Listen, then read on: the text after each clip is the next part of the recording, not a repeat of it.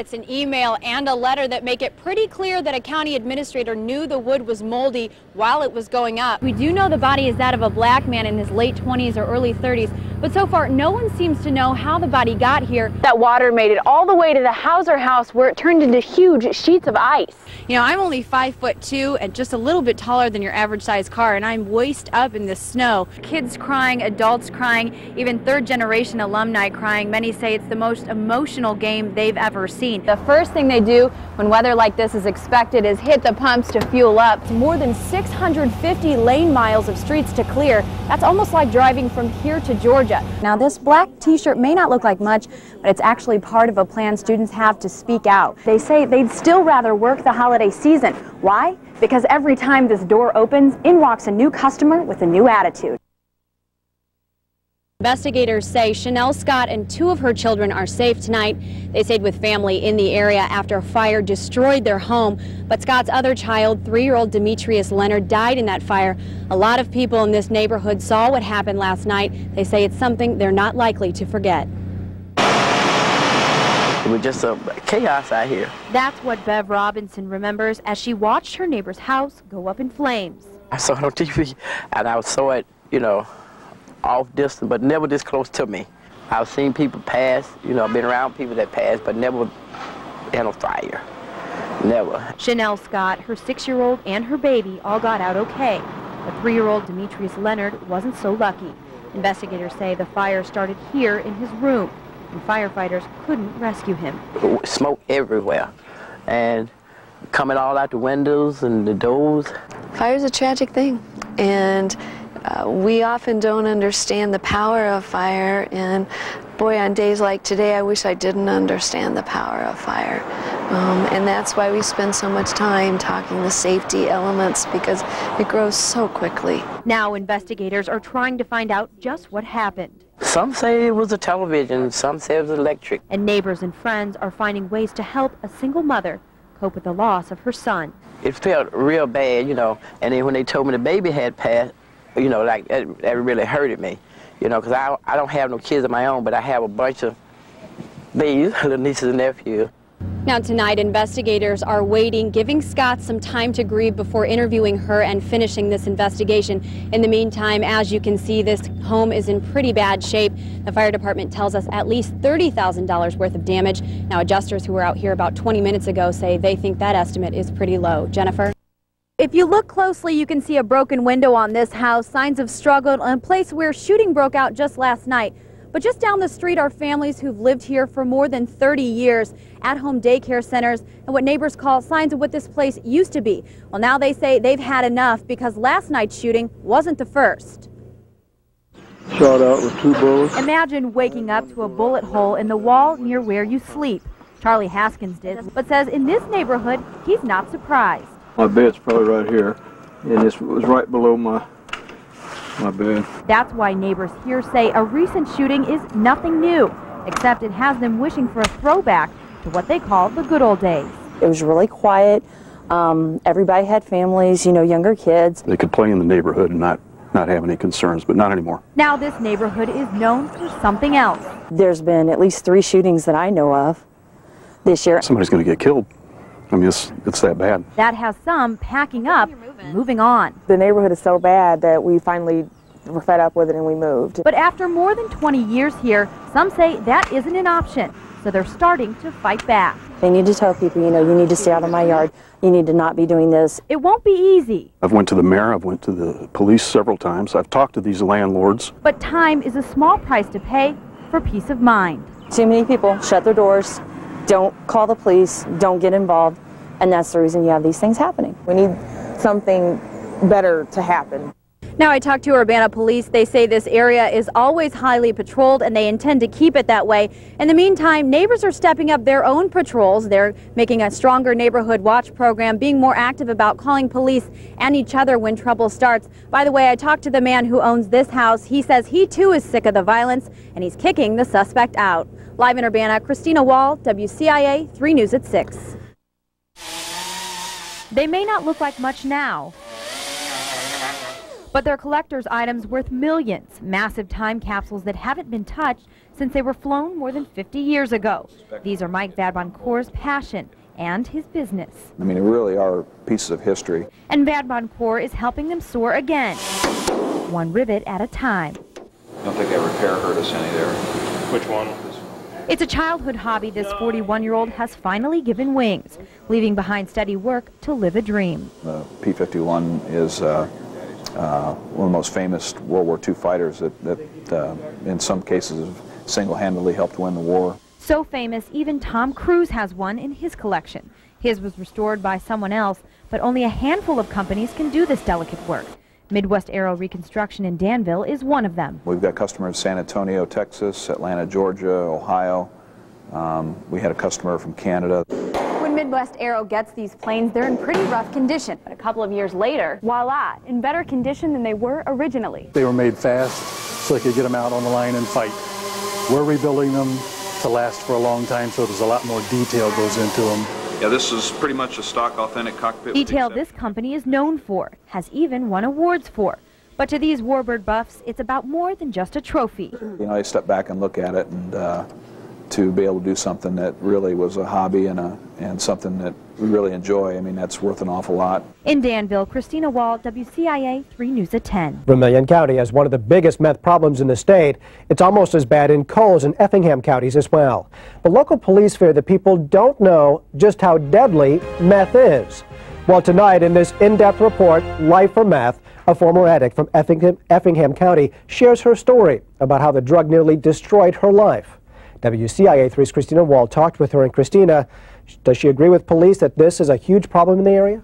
She does, Dave, and state stats show just a handful of seizures last year, but in reality, police say Effingham is somewhere near 1,000 cases every year, and the real damage is done to people and their families. Now tonight you'll meet Stephanie, a woman who went to the brink of despair and fought her way back. Aluminum foil is just a typical household item for most of us. But Stephanie still has trouble keeping it in her house. It brings back memories that tear her apart. I still can look at a roll of foil and be like, you know, I used to tear just a little piece of that off and use that. For years, Stephanie used foil like this to smoke meth. There was a time when she was willing to give up her son, even her life, for that drug, and it nearly landed her in jail. First time I tried it, I was 19. 19 and hooked. So she and a boyfriend at the time quit their jobs and started cooking meth in their kitchen. When you're messed up in that, it's unbelievable what things can happen. Her house quickly became the place to get high. Dozens of addicts would show up with pills, anhydrous ammonia, starter fluid, all ingredients for the deadly drug. They were like cockroaches. You just couldn't get rid of them. High for days, often hallucinating. She'd even scratch off her own skin. It's a feeling Stephanie compares to putting your foot down on a gas pedal and seeing how long you can rev it up. It was life in that fast track that prompted her parents to make an incredible decision. They took away her 1-year-old son. It was the hardest thing Steve and I had ever had to do, was to do that. But we had to think of Halen. It wasn't just her son. Meth cost Stephanie her home and nearly $90,000 over 3 years. You could look in her eyes when she was on this and you could just see the demon. In and out of rehab several times, but it was hard to shake the demon. There for a while I thought, this is my life, this is what I'm supposed to do for the rest of my life, I'm going to smoke meth. The turning point came when her ex-boyfriend nearly beat Stephanie to death. I was like, that's it, I'm done. I want to go to rehab. It's been 3 years since Stephanie smoked meth. Her life's much different now. I've had 2 more kids since I've gotten clean, and I've gotten married, and I've had a lot of good things happen to me. Police say Stephanie's lucky.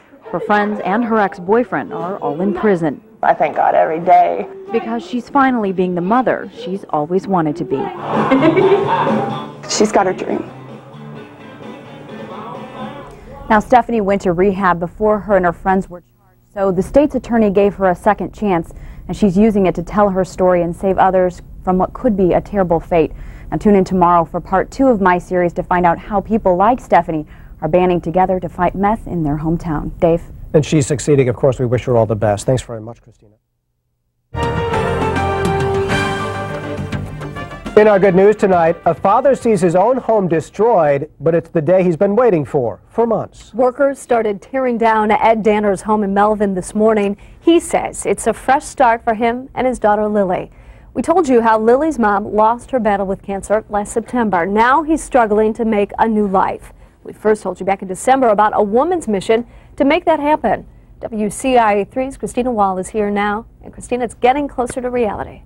It is, Jennifer. They started work on a new home for Danner and 2-year-old Lily today, and they plan to have it done in just 30 days. Now, nearly 40 companies donated their time and materials to build this 2-story dream home, and this incredible journey started with just one dedicated woman and a Christmas wish that caught on quick. This story begins in a bathtub. Ready? Let's take that. That inspired nurse Diane Ortel to bring a better life to a nearby family. And the precious look on her face when she first saw those bubbles, it was almost like the Grinch Who Stole Christmas when the heart is in that little square metal and it just poing. So Ortel vowed to find little Lily a bathtub. It was a mission that meant a lot to her because she took care of Lily's mom. We fell in love with Miss Lily. She's just a perfect miracle. She went through so much.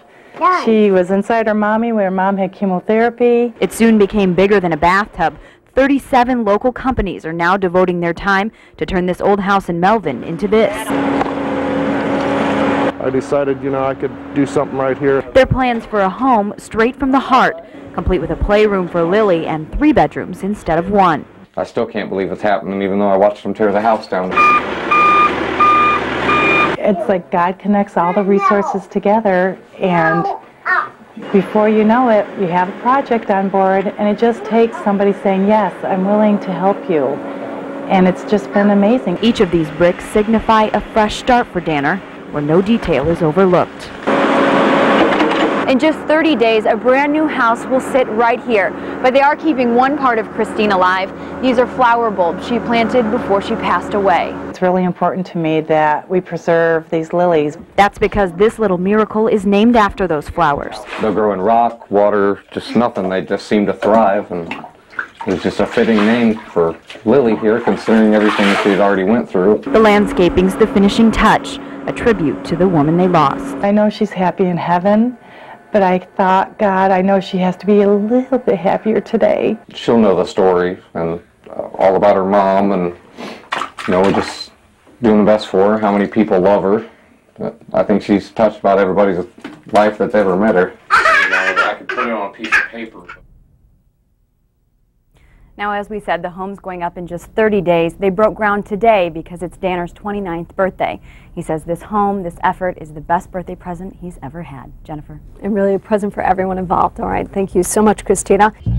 Meet DC Fire, Washington's newest rugby team.